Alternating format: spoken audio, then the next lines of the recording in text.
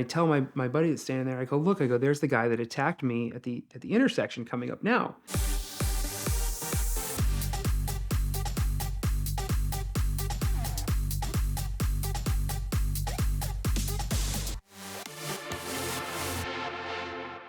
So, I mean, recently everybody got to see, Hennessy deliver one of his new Venom F5s to Michael Jordan. Us that are in the high-end car world know that, Jordan is a big collector of motorcycles, and he had a motorcycle race team for a while, and, he's got a lot of stuff, but he's very, very, very private about it. So, the relationship that Hennessy's had with Jordan for years has been very much kept private, as well as a lot of his clients that are celebrities levels. He's very good about, on one hand, he's very boisterous and very Texas about himself, but he does very, very much respect his level of privacy with a lot of his, not just his celebrity clients, but his high-end clients that he has as well. He's delivered cars to guys that you wouldn't suspect, but I mean, you can see Adam from Maroon 5 just took delivery of one of his Broncos, and he's built cars for Tim McGraw, and he's built cars for a countless number of football and basketball players and all these different guys. So getting the trust from Michael Jordan to be able to promote that he delivered one of his signature cars, which is an incredible car. Everybody's going to, they have their own opinions on John himself and how he does things, but the F5 is a fantastic car, and way beyond what anybody would have expected that somebody at his level would be able to pull off. But it really was. Over the years, he's not just his supercars, but some of the normal cars he's built. I mean, one of his more famous early on was when the Jeep came out with the SRT8s. One of the first guys that bought the SRT8 was Tony Hawk, and of course, it wasn't enough for him. And he had caught wind of John, and John talked to him and said, "Listen, let me build you yours. Actually, let me build your SRT8 Jeep up into something else." And he built it to a mild, in John's terms, 700 horsepower, and Tony got to use that for his daily forever. And back when the Gumball was big and ran 1 year in the U.S., Tony wanted to run his Jeep in the Gumball, and nobody had really run a car like that. I mean, it was an SUV basically, so nobody had really thought about it. He ran the car in the Gumball from the West Coast, and he ended up in Dallas and had caught wind when he was pulling to Dallas that there was some sort of a family emergency or something had happened. He couldn't finish the rest of the rally, and he calls John. He's like, "I don't, you're in Houston.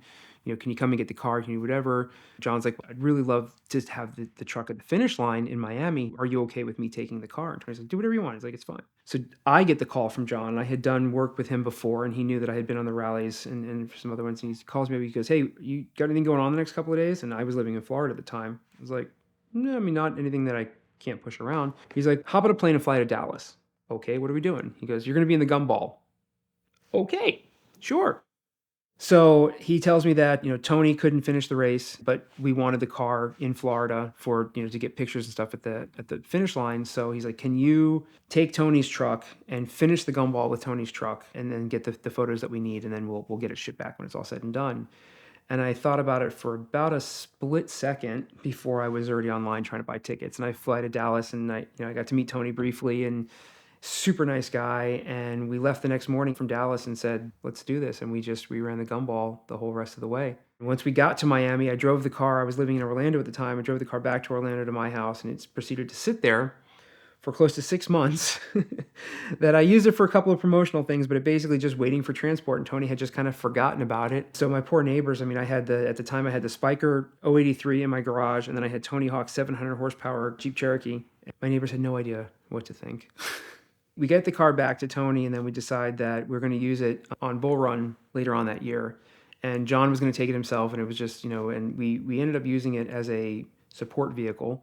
It's a great rally car, and there was a number of different reasons it was a great rally car, because number one, it was comfortable. It cruised at speed great. It held people, but it got me out of more trouble than anything else, because you have this, which essentially to most people looks like just a soccer mom car with some stickers on it. And we were also going through somewhere we had gotten pulled over, and the cop pulls me and JP over, and he's yelling at us. He's like, "We have reports of a silver SUV. He's speeding in and out and doing all these things." And I'm like, "Officer, just please calm down for a second."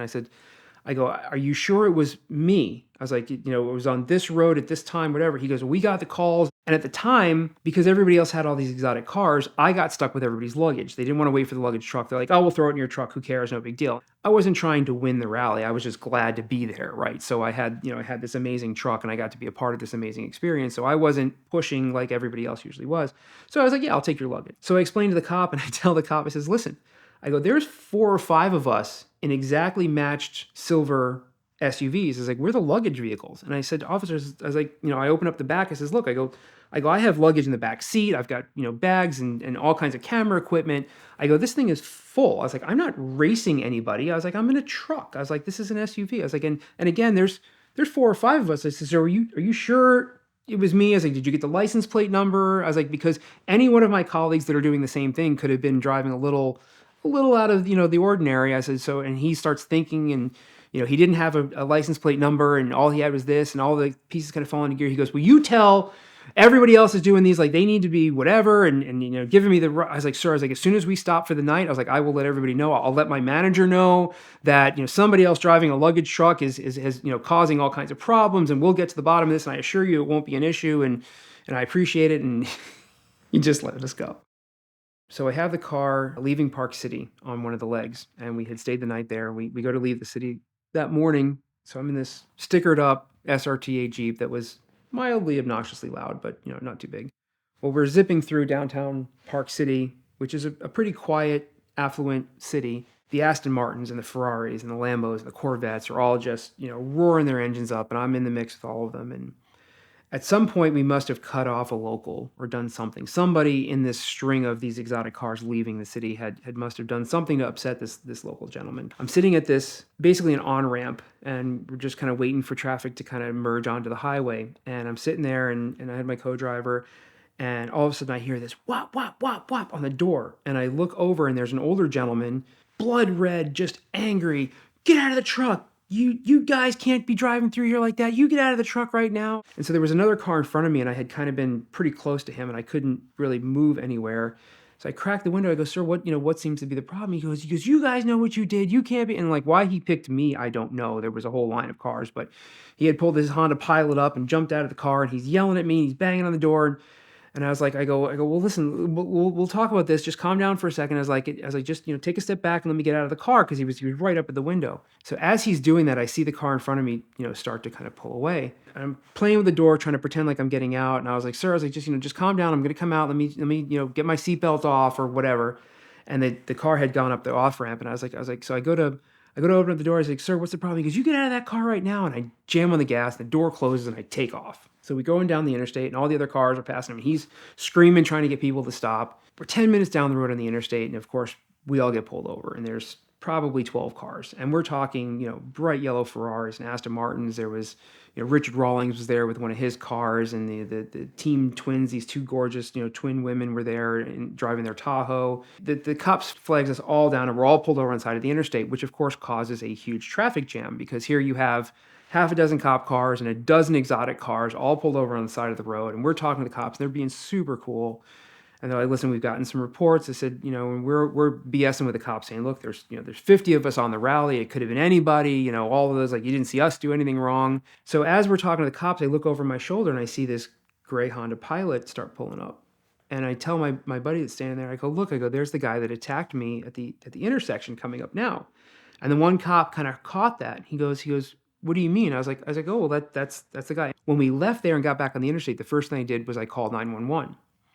And I said, listen, I'm on the interstate. I just left this intersection. There was a gentleman in a gray Honda Pilot. I was like, and he attacked me, and I was afraid for my life, because I knew that's the phrase that kind of gets their attention. So I gave them as much information as I possibly could, just figuring if he happened to call or something had happened, I was kind of trying to cover my ass a little bit. Didn't think anything of it. Hung up the phone with 911. They're like, if anything else happens, call us and let us know. We'll keep an eye out for him and kind of go from there. They assumed it was some crazy local guy that was starting trouble. So when the cop had heard it over the radio, he jumps out onto the interstate, puts his hands up in front, flags the guy to pull the truck over. So this guy's already mad at me from prior. And now he's getting pulled over by the cops in front of all these people, and he sees me. And he just loses it. He's screaming at the cop, and he's turning red, and veins are popping out in his head. But again, this guy's like 65, 70 estimate. He's an older gentleman, like probably shouldn't have his blood pressure that high. And he is just, and I can see him pointing fingers, and he's this, and he's that, and he's all animated, and the cops walk over, and they're half giggling. They're like, is that the guy? I was like, yeah. I was like, he's slamming on the door, threatening my life. So the cops are like, look, do you want to press charges? And everybody's looking at me, and I go, no. It's like, first off, we wanted to go, and we didn't continue with any of the paperwork. But I told the cop, I says, listen, I'll make you a deal. I was like, if you explain to the gentleman how dangerous of what he just did, I was like, because if it was somebody in a different frame of mind, I go, he's an older gentleman. I was like, I easily could have hurt him in many, many different ways. He doesn't know if I have a gun, if I have a baseball bat, or even just hand to hand. I don't think that, he would have stood up well.